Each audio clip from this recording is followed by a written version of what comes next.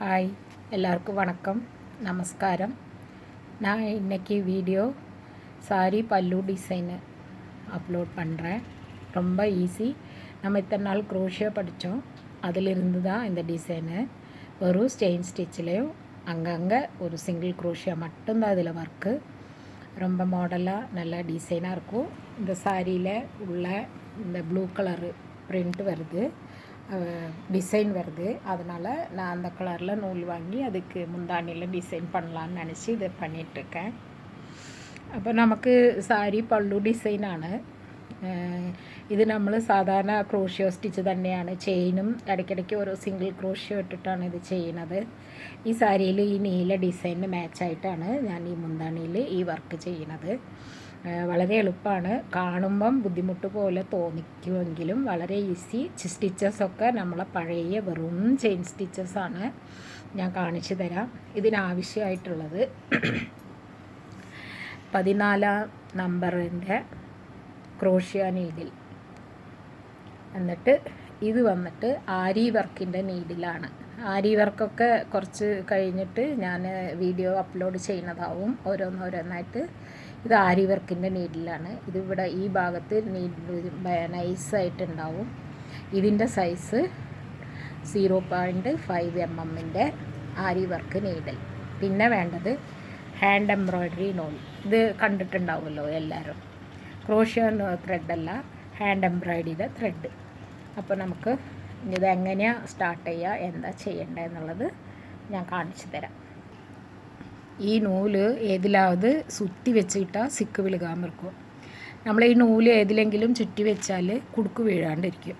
അപ്പം നമുക്കിതെങ്ങനെ തുടങ്ങാമെന്ന് ഞാൻ കാണിച്ചു തരാം.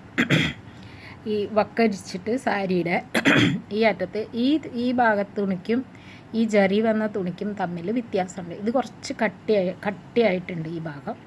ഇതൊക്കെ കുറച്ച് നൈസായിട്ടുള്ളതാണ്. இது இந்த சாரியில் இந்த பார்டர் கிட்ட கொஞ்சம் கெட்டியாக இருக்குது, இங்கெல்லாம் நார்மலாக வரும். அப்போ இந்த இடத்துல மட்டும் அந்த ஊசி இறக்கி அந்த த்ரெட்டை வெளியில் எடுக்கிறதுக்கு கொஞ்சம் கஷ்டம் இருந்தாலும் பாருங்கள். இப்போ இந்த இடத்துல கொஞ்சம் ஊசியை உள்ளே இறக்கி இந்த த்ரெட்டை நம்ம கொஞ்சம் இப்படி விட்டுட்டு இங்கேருந்து மெதுவாக ஊசி உள்ளே விட்டு இந்த நூலை வெளியே எடுத்திருக்கேன். அடியில் இங்கே கொஞ்சம் நூல் இப்படி விட்டுருக்கு. இது வந்து ரன்னிங் நூல் பார்த்துக்கோங்க. ஒரு லாக் ஸ்டிச் இப்படி, இதான் லாக் ஸ்டிச். நூல் பிரிஞ்சு போகும், அது கவனமாக பிரியாமல் வரணும். இனி வந்து 3 செயின், 1 2 3, ஓகேவா? நூல் இப்படி பிரியும். நம்ம எல்லா நூலையும் அந்த ஊசிக்குள்ளே இது பண்ணிக்கணும் கரெக்டாக. பார்த்தீங்களா? அப்படி. அப்புறம் இது இப்படி வச்சு பார்த்து இந்த இடத்துல அந்த ஊசி உள்ளே விட்டு அடி வழி அது வழி இப்படி எடுக்கணும். பாருங்கள்.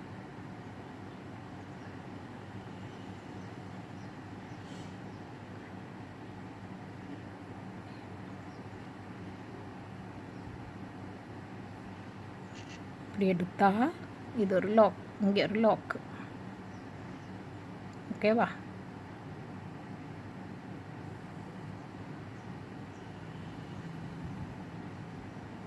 இனி 3 செயின், 1 2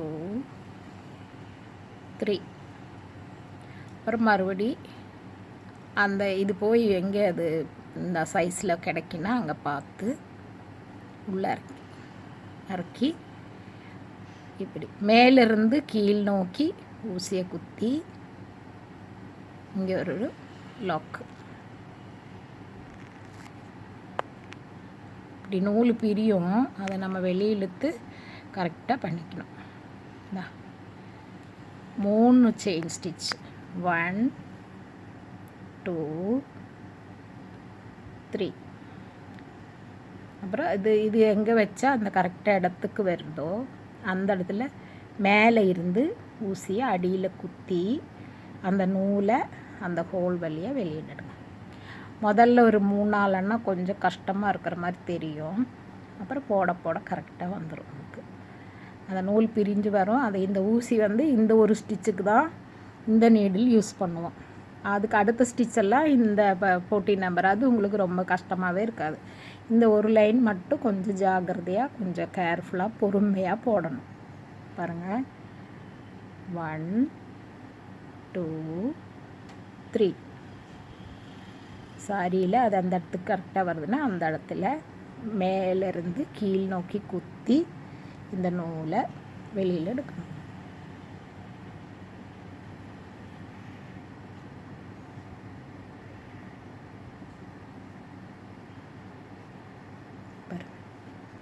அப்புறம் லாக் ஸ்டிச். மறுபடி 1 2 3. மறுபடி லாக் ஸ்டிச். அடியிலிருந்து குத்தி மேல் வழியாக. பார்த்தீங்களா, அது ஒரு 4 ஸ்டிச் வந்தங்காட்டி எனக்கே ஸ்பீடு வந்துருச்சு.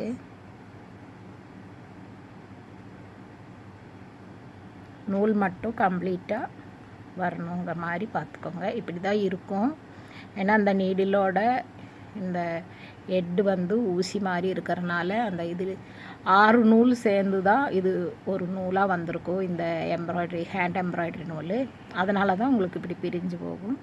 அதை மட்டும் கொஞ்சம் கேர்ஃபுல்லாக பார்த்துக்கோங்க. இப்படி பிரிஞ்சு போகும்போது நம்ம அதை ஒட்டுக்க போட்டுக்கணும். 1 2 3. இனி இந்த இடத்துல உள்ள குத்தி வெளியே எடுக்கணும். இந்த ஒரு லைன் மட்டும் கொஞ்சம் பொறுமையாக போட்டிங்கன்னா போதும். பாக்கியெல்லாம் ஈஸி.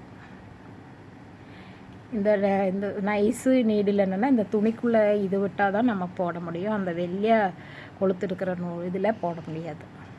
1 2 3 செயின் இங்கே உள்ள குத்தி இந்த நூலை வெளியில் எடுக்கணும்.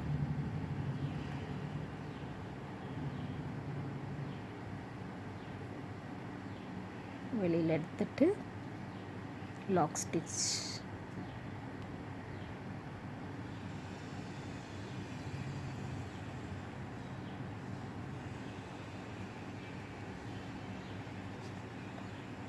மறுபடியும் 3 செயின்.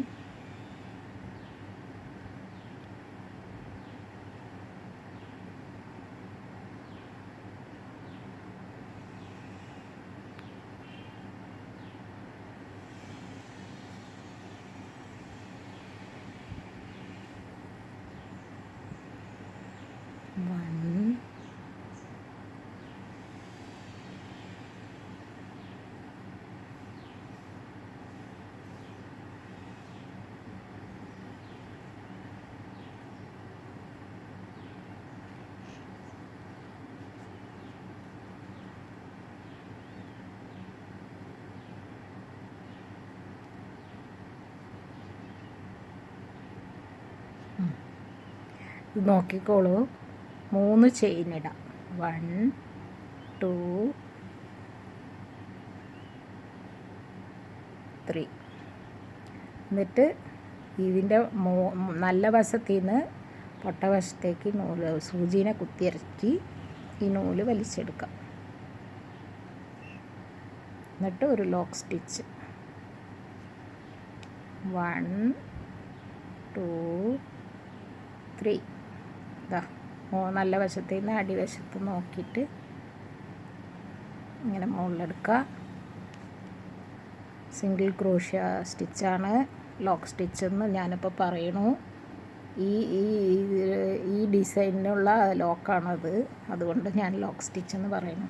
ഇത് കണ്ട ഇങ്ങനെ ഈ സാരി മുഴുവൻ വരണം. ഞാൻ ഇനി ഒന്നും കൂടെ കാണിച്ചു തരാം. 3 ചെയിൻ സ്റ്റിച്ച്,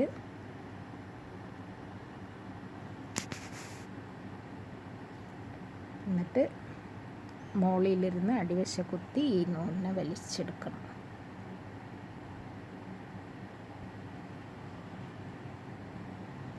വലിച്ചെടുത്തിട്ട് ലോക്ക്. നൂലിങ്ങനെ പിരിഞ്ഞു വരും. ആരും അതുകൊണ്ട് ഇത് നമ്മളെ കൊണ്ട് പറ്റില്ല എന്നൊന്നും വിചാരിക്കണ്ട. നമ്മളെ കൊണ്ട് പറ്റും. 1 2 3. இதை பார்த்துட்டு ஐயோ கஷ்டமாக இருக்குது, இது நம்மளால் முடியாதுன்னு யாரும் நினைக்காதீங்க. இது ஃபஸ்ட்டு ஒரு கொஞ்சம் தூரத்துக்கு கொஞ்சம் கன்ஃபியூஸாக இருக்கும், அப்புறம் அது கரெக்டாக வந்துடும் உங்களுக்கு போட போட. நூலை இழுத்துட்டும் கூட அதை சரி பண்ணிவிட்டு இந்த ஊசியை போட்டு இந்த டைட் பண்ணிக்கலாம். இது அப்படியே இந்த சாரி ஃபுல்லாக போடணும். போட்டுட்டு நெக்ஸ்ட் லைன் எப்படின்னு இப்போ காமிக்கிறேன் உங்களுக்கு. ஓகேங்களா? பாருங்கள்.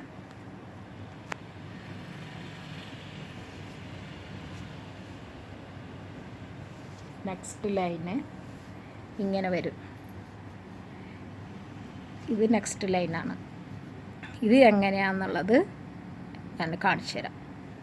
തന്നെ കാണിച്ചു തരാം. നെക്സ്റ്റ് സ്റ്റിച്ച് ഈ സാരിയുടെ ഈ അറ്റം വരയ്ക്ക് പോട്ട് இந்த இடத்துல கட்டு போட்டு முடிச்சிட்டு நெக்ஸ்ட் லைன் மறுபடியும் ரிப்பீட் இந்த எண்டில் இருந்து தான் தொடங்கணும். அது எப்படின்னு பார்க்குறேன். இப்போ நம்ம நீடில் மாற்ற போகிறோம். இப்போ இந்த பெரிய நீடில் 14 நம்பர் நீடில் இந்த கேப் வந்துருச்சு இல்லையா, இந்த கேப்பில் இந்த நூலை மறுபடியும் இங்கே போட்டு வெளியில் எடுத்து இங்கே லாக் பண்ணிக்கலாம். அப்போ ஃபஸ்ட்டு ஸ்டிச்சு போட்டது ஒரு நூல், செகண்ட் ஸ்டிச் இதே ரெண்டையும் முடிச்சு போட்டிங்கன்னா அங்கே இதாயிரும். சரியா? இப்போ நான் அதை நூல் வெளியில் எடுத்துகிட்டு லாக் போட்டிருக்கேன். இனி இப்போ என்னன்னா 4 செயின் 1 2 3 4 செயின் போட்டு நெக்ஸ்ட்டு இந்த கேப்பில் ஸ்டார்ட் பண்ணேன். இனி இந்த கேப்பில் ഇതിലിപ്പോൾ നമ്മൾ ഈ രണ്ടാമതും ഫസ്റ്റ് തുടങ്ങിയ അവിടെ ഫസ്റ്റ് ലൈന് ഇതുപോലെ ഇട്ട് ആ അറ്റത്ത് കെട്ടി നിർത്തിയിട്ട് സെക്കൻഡ് ലൈൻ സ്റ്റാർട്ട് ചെയ്തു. സെക്കൻഡ് ലൈൻ സ്റ്റാർട്ട് ചെയ്തിട്ട് നൂല് പുറത്തെടുത്ത് ലോക്കിട്ട് 4 ചെയിൻ ഇതിൻ്റെ അകത്തിരുന്ന് 4 ചെയിൻ ഇട്ടിട്ട് സെക്കൻഡ് ഗ്യാപ്പിൻ്റെ ഉള്ളിൽ ഒരു സിംഗിൾ ക്രോഷ്യ അല്ലത് ലോക്ക്, എന്നിട്ട് പിന്നെയും ഒരു ലോക്ക്,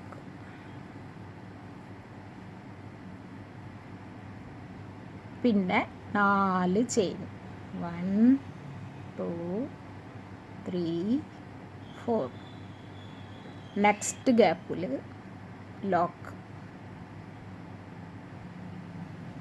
എന്നിട്ട് ഇനിയും ഒരു ലോക്ക്, എന്നിട്ട് 4 1 2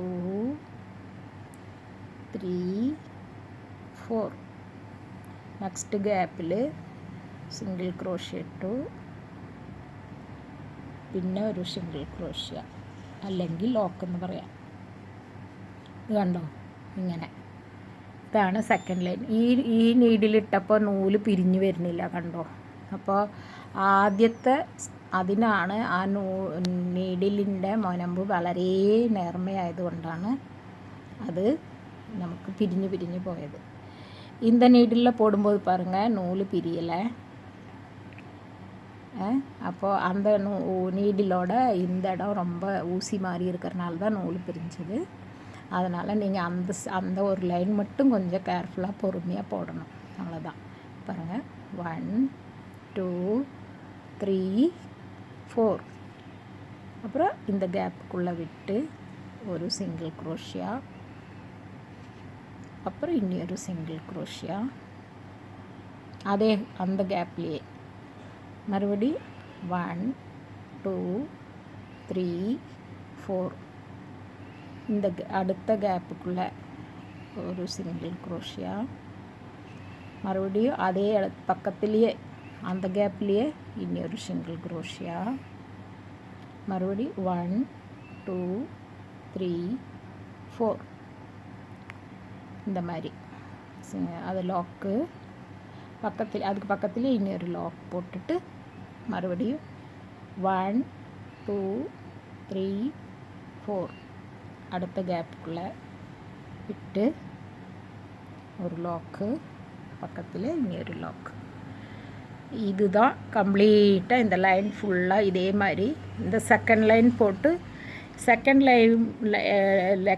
லைன் முடிக்கிறதும் அந்த லாஸ்ட்லேயே நம்ம நாட் போட்டு முடிச்சிடணும்.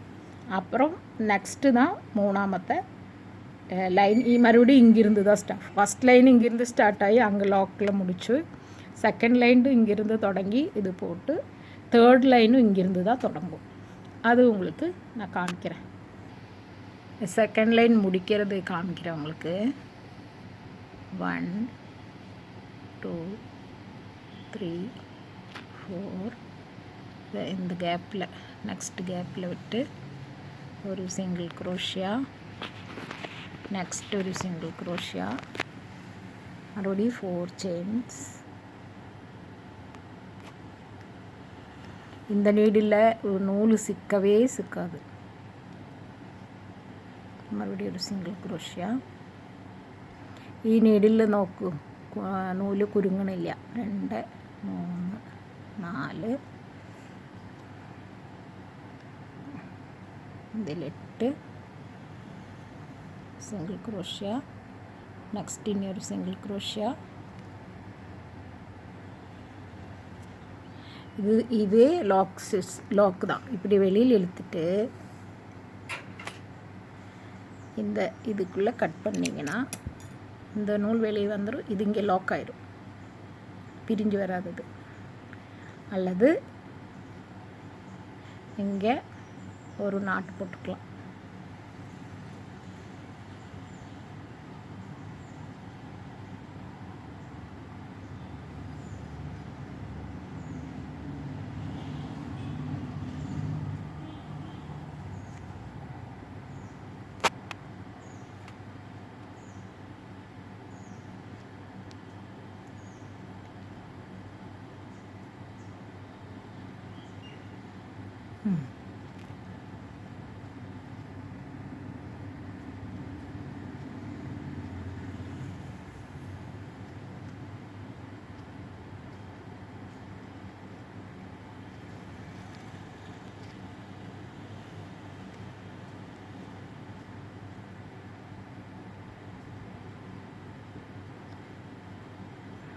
இப்படி நாட்டு போட்டு முடிச்சிட்டோம்.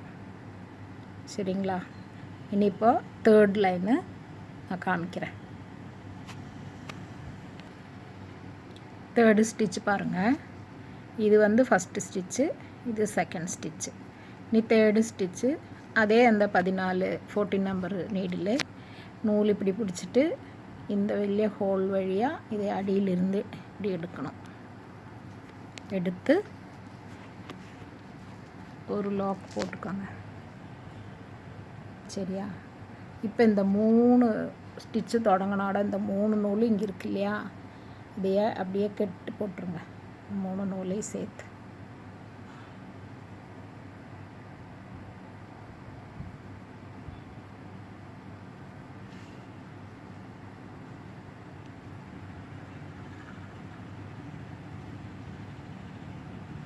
ஓகே.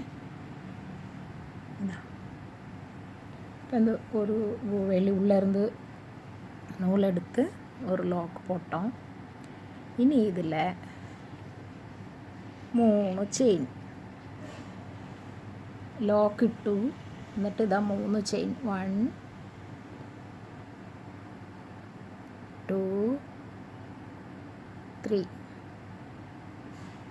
എന്നിട്ട് ഇതാ ഈ ഹോളിൻ്റെ മോളിൽ കൂടെ അടിയിൽ നീഡിലിട്ട് ഇതിട്ട് നമ്മൾ ഈ ലോക്ക് സ്റ്റിച്ചിട്ടു. പിന്നെ ഒരു ലോക്ക് സ്റ്റിച്ച്,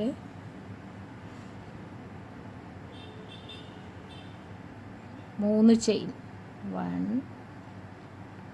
2 3. அப்புறம் அதே ஹோலுக்குள்ளே விட்டு நூலை அடி வழியாக எடுத்து சிங்கிள் குரோஷியா, ஒரு லாக்கு, പിന്നെ 3 ചെയിൻ 1 2 3. அதே ஹோலுக்குள்ளவே விட்டு சிங்கிள் குரோஷியா,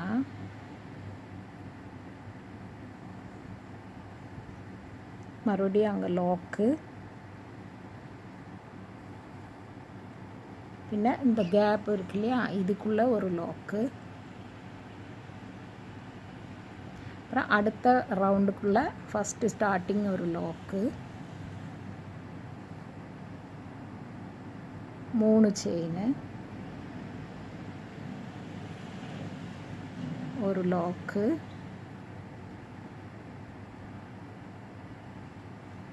3 செயின்,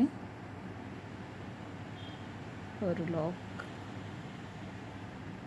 பின் ஒரு லாக்கு, பின்ன 3 செயின், ஒரு லாக்கு, 3 செயின், அல்ல சாரி 3 செயின் போட்டு ஒரு லாக்கு போட்டு மறுபடியும் ஒரு லாக்கு. அப்போ தான் அந்த 3 இதழ் விரிஞ்ச மாதிரி கிடைக்கும். 1 2 3 லாக், ഈ പൂവിതളിൻ്റെ ഒരു ലോക്ക്, പിന്നെ ഈ ഗ്യാപ്പിൽ ഒരു ലോക്ക്, പിന്നെ മറ്റേ ഹോളിൽ സ്റ്റാർട്ടിങ് ഒരു ലോക്ക്. ഈ ഇടത്ത് മാത്രം 3 ലോക്ക് അടുപ്പിച്ച് വരും. ഇത് കണ്ടോ എന്ത് ഭംഗിയാ. സ്റ്റാർട്ടിങ്ങിൽ ബുദ്ധിമുട്ട് പോലെ തോന്നും. നല്ല വെറും ചെയിനും സിംഗിൾ ക്രോഷ്യ മാത്രമേ ഉള്ളത്, ഒരു ബുദ്ധിമുട്ടുമില്ല.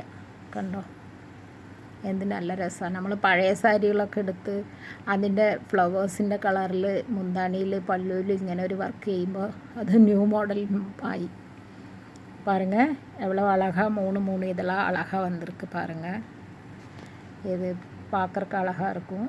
நம்ம எல்லா சாரியிலையுமே இந்த மாதிரி செஞ்சுக்கலாம். ஃப்ளவர்ஸு சாரியோட உள்ளில் ஃப்ளவர்ஸில் இருக்கிற கலரில் இந்த ஹேண்ட் எம்ப்ராய்டரி நூலை வாங்கினீங்கன்னா ஒன்றுமே இல்லை. நம்ம என்ன ஒரு சைடில் தானே முந்தானியில் போட போகிறோம்.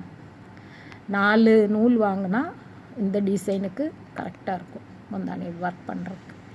இது நான் இன்னும் 2 பூ போட்டுட்டு அப்புறம் கடைசியில் ஃபினிஷ் பண்ணிவிட்டு நான் காமிக்கிறேன்.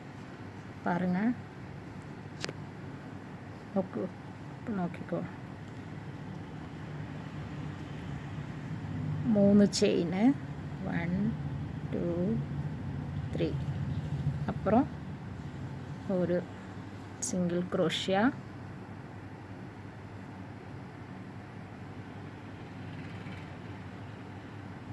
தென் லாக்கு, 3 ചെയിൻ, ഒരു സിംഗിൾ ക്രോഷ്യ, ഒരു ലോക്ക്, 3 ചെയിൻ, ഒരു സിംഗിൾ ക്രോഷ്യ,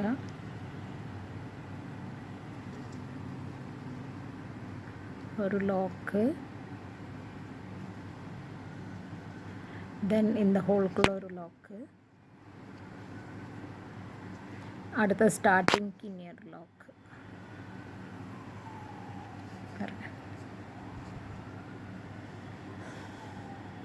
இதே மாதிரி தான், அதாவது இந்த ஹோல்குள்ளே இந்த சர்க்கிள்குள்ளே 3 இதழ் வரணும்.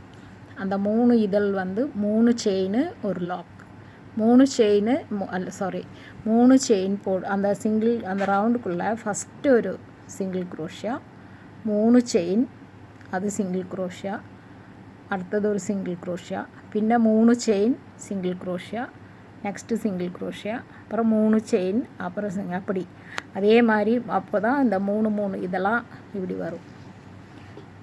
சூப்பராக இருக்குது. நீங்கள் எல்லாம் ட்ரை பண்ணுங்கள். நான் இந்த லாஸ்ட்டு போட்டுட்டு லாஸ்ட்டில் உங்களுக்கு காமிக்கிறேன்.